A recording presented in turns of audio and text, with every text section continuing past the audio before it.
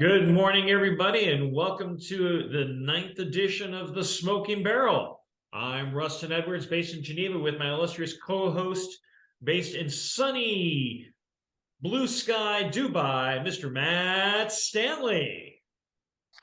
We need like a round of applause, like a fake audience. I decided we should have one of those fake like laughs and stuff whenever we crack a joke that no one else would laugh at. But no, good. Yeah, exactly. No, morning, everyone. Yeah, look, ninth edition. Wow.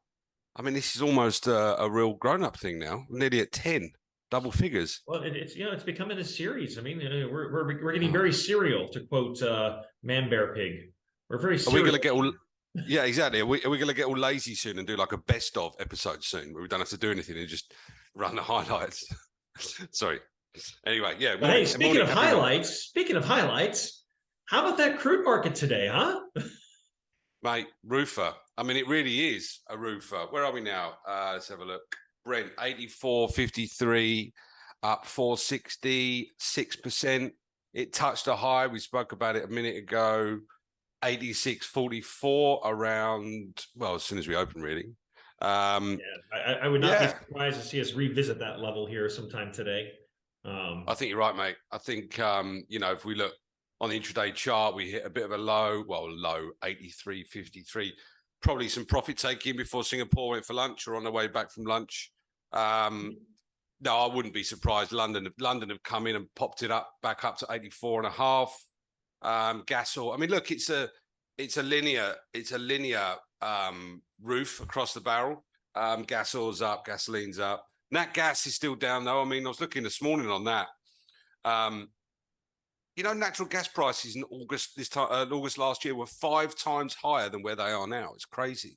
Yeah, especially when you think that's in the height of summer. Here we are coming out of winter time. But again, the demand for nat gas.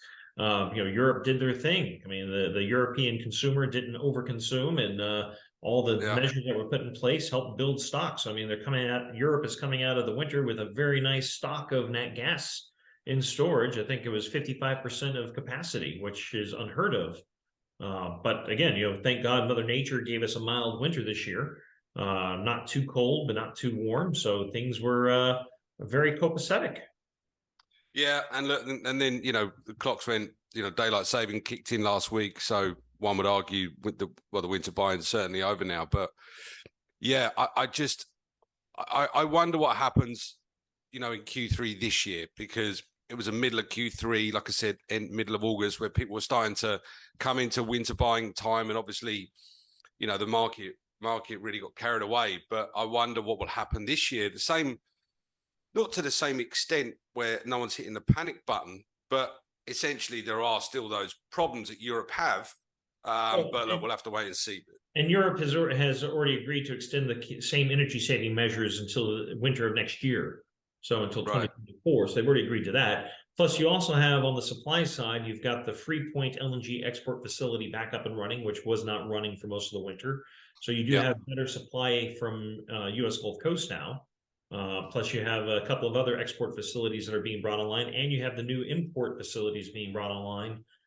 So you are going to keep a much smoother supply chain on the long haul LNG than what they had going into this winter. So I think, all honesty, I think we're going to go into this winter, at least from a European perspective, in a much more secure position than they had during all of summer last year. I mean, I think stocks will build. The contango's nice.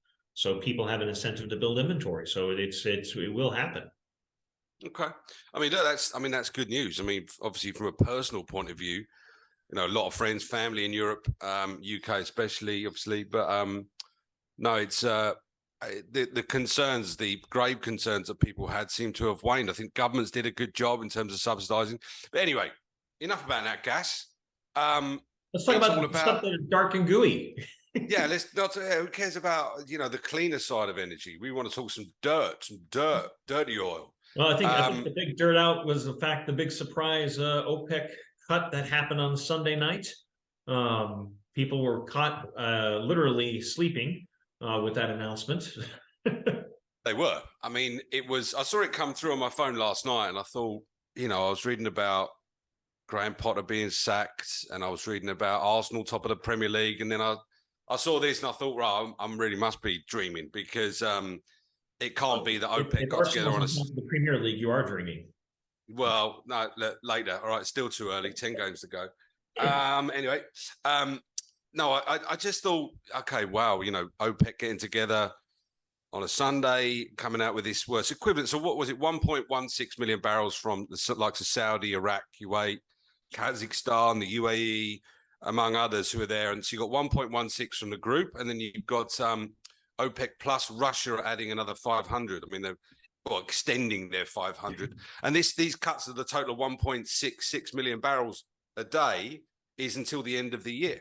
And right, and the one thing about that cut though is like, what is a cut and what is not a cut? Because everybody has to remember that OPEC has always been underproducing against their established quota when they made the 2 million barrel cuts back in Q3 of last year. Yeah. OPEC is still underproducing by about 1.6 million barrels. So this cut is basically realigning their actual production to an actual quota. Now, in reality, the cut, though, is really probably around 800,000 barrels because of Saudi Arabia, UAE, and Kuwait, who are all producing at quota, are now cutting back on their exports. And so if that's the case, that's really an 800, the real meat potato cut is 800,000. Everything else is kind of fluff in my mind. I think you concern yourself far too much on these details, Edwards. You would be forgiven for sound like you're being sensible there. No, look, I think you're right. I mean, if you look at compliance figures, who's doing what, how they're doing it, are they doing it properly, whatever. It's not that though, really, how the market will trade. Look at what happened when energy came off, when the banking crisis started up again, a couple of weeks ago. We saw the funds and the sort of props get out of oil because, fundamentally, it doesn't have anything to do with the real details about the physical energy market. What you're dealing with here is the same. It's the same people who are looking at it. It's the narrative behind what it all means. It's the OPEC are looking at the market from not just a binary point of view in terms of supply and demand, but also forecasting what is happening in the wider economic climate. And that's what will really, I think, again, will really put a floor under $80 a barrel on Brent. Was it now 84.5?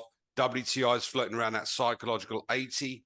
Is it a number that resonates not just from a psychological, oh, it's a nice number, but it's one that is highly leveraged when it comes to fiscal balances that rely on oil income. So I think it's no one wants to ouch like hell, like Prince Abdulaziz said a few years ago, and second guess OPEC at your peril, you bears among you, because you bears are plentiful.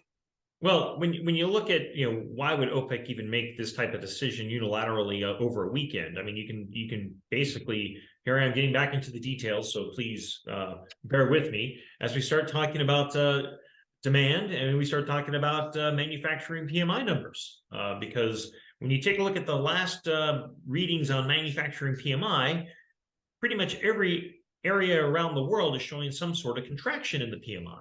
Which manufacturing PMI, manufacturing functions are far more energy intensive than service sector. And so with the increase or the decreasing in PMI numbers, and even the reading today, China's Caxion manufacturing PMI came in at 50, which is neutral. It was expected to be around 51.8. So that tells you that they're seeing an economic slowdown, or at least a lack of consumption on the demand side for oil, which is putting concerns probably in their mind that they needed to do something to be more proactive to support the oil price, because they need a higher oil price to support their general economy. Now, when you look at overall demand over Q1, you look at consumer fuel demand in Q1, United States, which probably has the most reasonable sound data, is showing that gasoline, jet fuel, and diesel consumption inside the United States is below the same Q1 levels back in 2017, 18, and 19 pre-COVID. So if you've got one of your biggest consumers in the world not having the same demand profile, you've got contracting PMI on manufacturing around the world, You can put a caution into their idea that is the demand actually going to be there that everybody's projecting in Q3 and Q4 to that will rocket oil prices up to $100 if you believe in Goldman Sachs, or up to 140 if you believe Andurand. Yeah, look, no comments on the latter. I only get in trouble. We are a family-friendly podcast. No, you're right. I mean, the timing is interesting. What I don't know if you can apply the two together, though. You're spot on about the divergence of PMIs. That is a cause for concern. We're looking at macro data and what it means for sentiment going forward. Are the two linked? Yes, of course they are. Are OPEC forming an argument for the resilience of the group and where oil prices should be, aside from economic data? Does the group, which predominantly is UAE, is the Middle East, excuse me, which is a totally different economy, how the economics are looking compared to other parts of the world? Look, I mean, we could debate this for a long time. What does higher energy prices mean for the inflation argument? It puts it back under pressure again. Does that then translate into what Jay Powell does and federal policy? I don't think it does. And I think that actually what OPEC have done is extraordinarily clever in that they've kind of called the end of recessionary pressures. Well, I think, if anything, their actions from yesterday will actually accelerate a recession more than decelerate. And I think it's going to actually put a lot more pressure on central bankers, because it will accelerate inflation. I mean, higher energy prices translates into higher cost of goods, which translates into less disposable income that people will have to spend on things. So if anything, it reverses the idea that there will be a pivot this year where interest rates will have to be cut by the Federal Reserve to where there'll be no pivot. And now you might even see higher interest rates going forward, because this will feed into poor interest rates. I mean, I agree. If we get crude up to, I think up to an upper $90 band, I think here at this kind of $75, $85 type range, I think there's a bit of a sweet spot. Where you have just enough economic growth and just enough disposable income to cover that energy cost. But as soon as that energy cost starts getting higher and higher and higher, it's just going to blow out the consumer's ability to maintain their cost of living, and it's just going to jack up all core inflation even more. Yeah, and look, I'm not endorsing high energy prices for anyone. It's not good for, even if you do live in the Middle East, and an economy that will thrive off higher energy prices means higher investments for infrastructure or new projects. Of course, I understand that. But it's more about maintaining the equilibrium and maintaining not necessarily supply demand, because the way that they're doing with supply and demand is it translates back down to flat price, i.e. where Brent is trading. Now, let's bear in mind, for the first quarter of this year, Brent was between $80 and $88 a barrel. Right, it dipped below 80 once. I mean, that was right at the start of the year.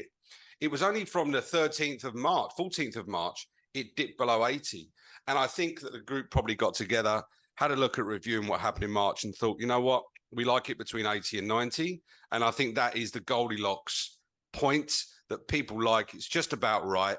I can maintain a healthy balance. It's not going to affect people too much. People have adjusted to that kind of cost when it's come to Q1. Put a floor under 80, and then look. Are they thinking then? Is there a supply issue? They've obviously been in discussions with Russia. People priced in the middle of last year, when we went up to 140, that there would be a big supply shock. There would be some big supply concerns, and of course, flat price roofed.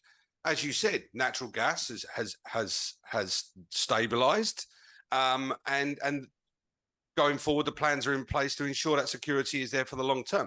When it comes to oil and it comes to Brent, I think OPEC just like 80, and they will come out with these things as when they need to. If it gets up to 100, I wouldn't be surprised if they had another EGM and decided that was too much, because they want to balance it. I think they're a lot more proactive and pragmatic now than they were before COVID. The group moves in a very dynamic way. That is the change in leadership that we've seen in the Middle East in general. I mean, as you've gotten the new generation coming in, leading the pack, they are being more proactive than the prior generation was. But nevertheless, I think their proactivity this weekend is because they don't see the economic demand for oil that everybody's predicting. They just don't see Yeah. it developing. And so Q1 has proven that we have stock builds. There were stock builds going on throughout, most people anticipated stock builds going all the way out into June. And then stock draws, depending on how robust Chinese demand was going to be. And I think, they've seen the data, they see what's actually happening, and they don't have the demand. And so therefore they need to do something to stabilize their own income. And so why do more than just that? But the problem is doing that has now accelerated to a much higher likelihood that there will be a recession, which is in itself will destroy demand. And so they can keep cutting supply in order to maintain a price. But if nobody buys your oil at $90, nobody's buying you don't make any money. No, I'm not. Again, the recession, the dreaded R word has been discussed for about the last 9 months. I'm yet to see it. Forecasts aren't coming in as good as people hoped. Perhaps they were overly optimistic. I mean, majority of forecasters are. But speaking from a pessimistic optimist as myself, I think a status quo is kind of what markets need. And I think from a capitalist point of view, cutting 1.6 million barrels is not a status quo. No, but in maintaining it, the ultimate objective is to maintain prices between between a range where the majority of the OPEC producers are happy. And I would argue that even if crude got to 100, they would not increase supply. Decrease supply. Yeah, they wouldn't. No, they would not increase supply if crude got to 100. They would not come back. I see. If crude gets to 100, they will. We're going to put 3 million barrels back on the market. It's gotten too high. I don't know. I think that's a good point, and I think that's what I was trying to say earlier on. I probably got my increases and my decreases mixed around. We do as exuberant Arsenal fans get our things mixed up these days. But I think that will certainly be a test that the market will look at OPEC resolve. Is the objective to maintain high oil prices or higher oil prices, or is it to maintain a fair oil price? And I think that if it does go to 100 and the cuts remain in place and the group doesn't move when prices need a boost, and the group doesn't move when prices need to come down a bit to appease the end user, that is something that we'll have to opine on as it comes when that bridge is crossed. But for the time being, if you're part of a syndication of companies that can move in such a dynamic way as OPEC do, from a business point of view, you'd be over the moon. Yeah, but you're applying altruism to their motives, and is that truly their motives? I mean, well, like I said, it is something to say that as the whole world was talking about, even their own analysis from OPEC was talking about higher demand coming, supporting oil prices. All this looks like from the consumer outside of the Middle East as this is just pure greed, because you're cutting supply going into a higher demand period. Well, I just wonder what the IEA and the OPEC reports will read this week. If there are more reductions down in demand, would you agree with the proactive stance OPEC have made? It is a case that if the data is supporting them to do that because they see, oh my God, there is no demand growth. All the projections for China are well over optimistic. And so they're making a cut based on the actual data. Then you can say, okay, they are trying to keep the market balanced. But if they're making a cut just because they don't like where the price is, I mean, it's what is the behavior of any cartel? Is it because their price? And you got to remember, every OPEC communication there's no talk about price. It's all about stability of the market, supply and demand stability. They don't ever talk price because they don't want to ever be seen to be trying to manipulate the price. Yet all their actions manipulate the price, and they know their actions manipulate the price. So it is a case that, yes, they're going to cut because demand looks horrible or demand is not as strong as everybody says, and so they're trying to do that. But it's also, I think, the alignment of getting their quotas versus the reality aligned as well. And that's probably the reason why we're not up $10 today. We're only up $4.50 so Yeah, far well, exactly. today, What, because people are looking at the numbers saying, well, it's really only a cut of this because the other people aren't really producing that quota anyway. yeah, I mean, what is an OPEC headline worth? I mean, there needs to be like an OPEC like chart, like the more dramatic, how much is that worth? I mean, was yesterday dramatic? I mean, it took lots of people by surprise. So a surprising headline is worth 5. You know, what does a rollover mean, or and a maintained state current conditions or production levels, whatever you want to call it? Is that worth $1? Is it down $1? Is a 3 million barrel cut worth $10? I don't know, but look, it's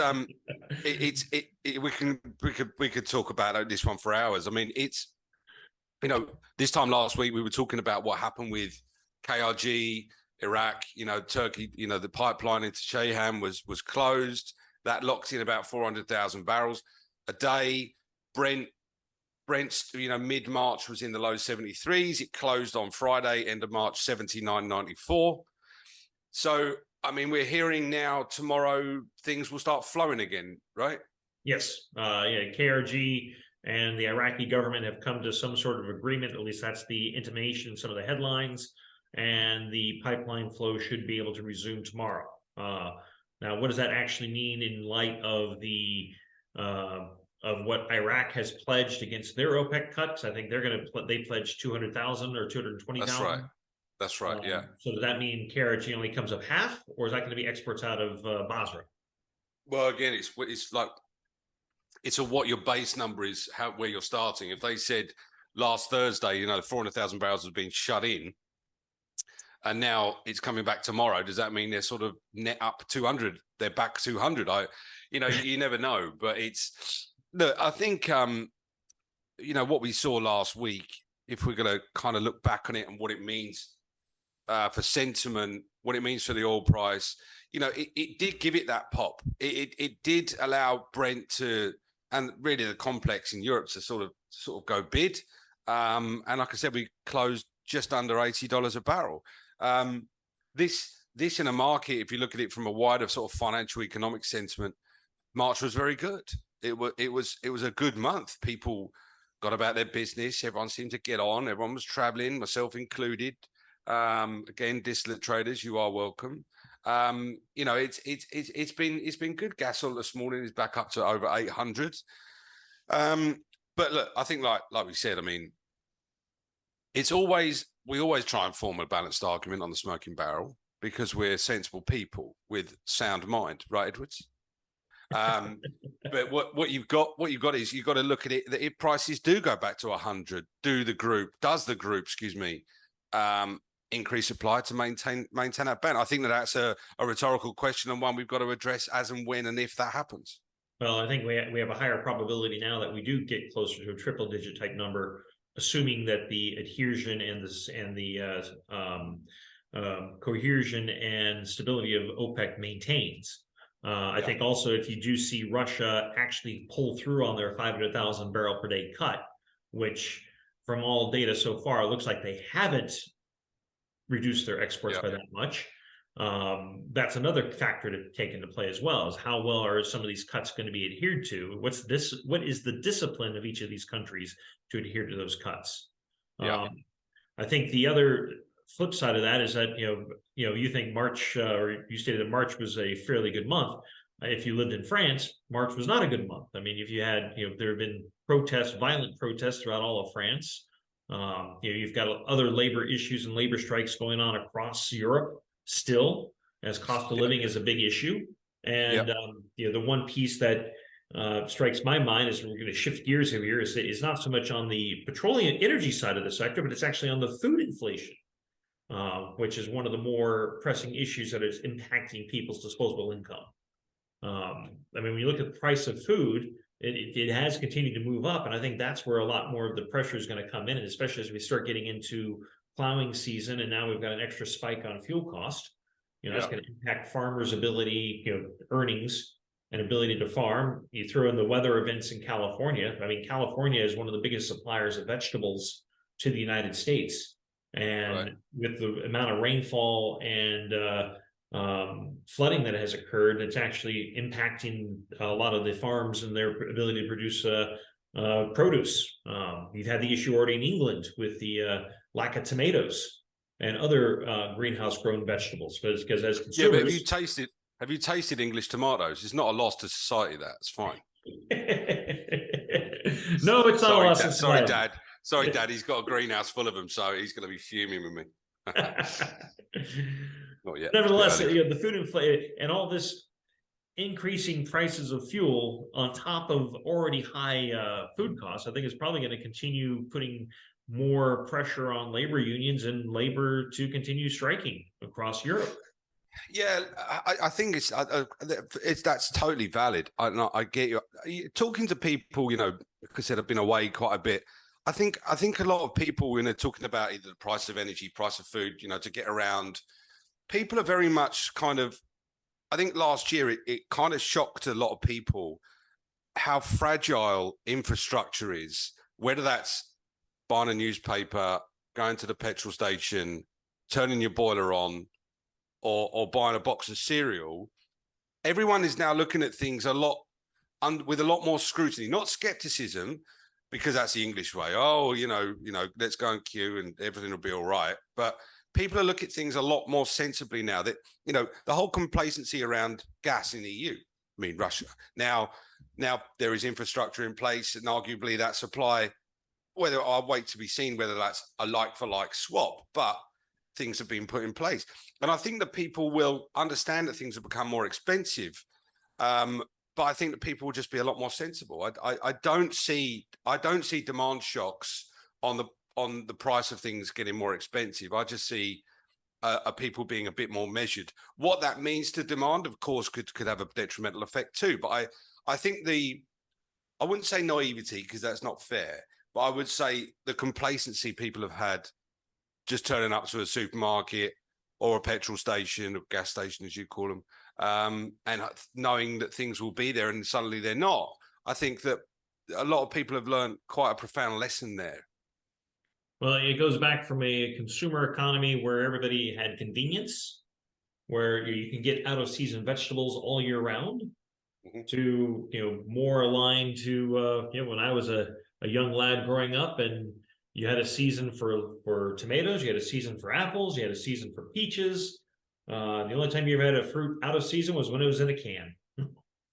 That's when you had to walk around with candles, though, Russ, wasn't it? There was no heating in those days. Candles and we all drove first generation electric cars from Sears and Roebuck. Yeah, and/or horses. No, so I mean, just on that. I mean, talking about food, just before we wrap up, but talking about food getting around from one place to the other, obviously has to go on a ship and/or air cargo. How has the market woken up this morning with less cargoes in the market? How are those crude tankers looking? How's that market going? Well, we've seen at least a 10-point drop in TD3 this morning for April, which is Middle East Gulf to China on the big VLCCs. Yeah, that's TD3C. Yeah. That is the FFA market there. Cal 2024 is down 50 cents a ton as well. So there's some definitely downward pressure. Now, how does that actually translate to reality? That's a very good question, because we still have a bifurcated tanker market where you've got ships moving Russian oil, ships moving non-Russian oil, and therefore never the twain shall meet. Container rates are still fairly poor, showing a lack of consumer demand. And dry bulk actually kind of took it in the hit as well, because there's a expectation that with the lower manufacturing PMI, iron ore prices in China came off. I saw that too. Like someone forecast up to 30% lower in the second half this year for iron ore prices. Something crazy. Okay. But again, that points to a picture that all the analysts pointing to China is going to save the world to reality. Yeah. And just to spin that back to what OPEC is looking at when OPEC makes a decision to cut the large cut they've done, I think that's what they're seeing. They're seeing that the demand is not going to be there, and they're trying to get in front of that before it becomes a train wreck for them. Okay. Well, listen, people, you decide whether that glass is half full or half empty. Russ and I will always argue about that one. Well, I've done my bit to curtail oil consumption. I bought a Tesla, so no longer a slave to the oil price for my own consumer cars. No, you're just a slave to that lunatic Elon Musk and whether he can update your car in good time before something perilous happens.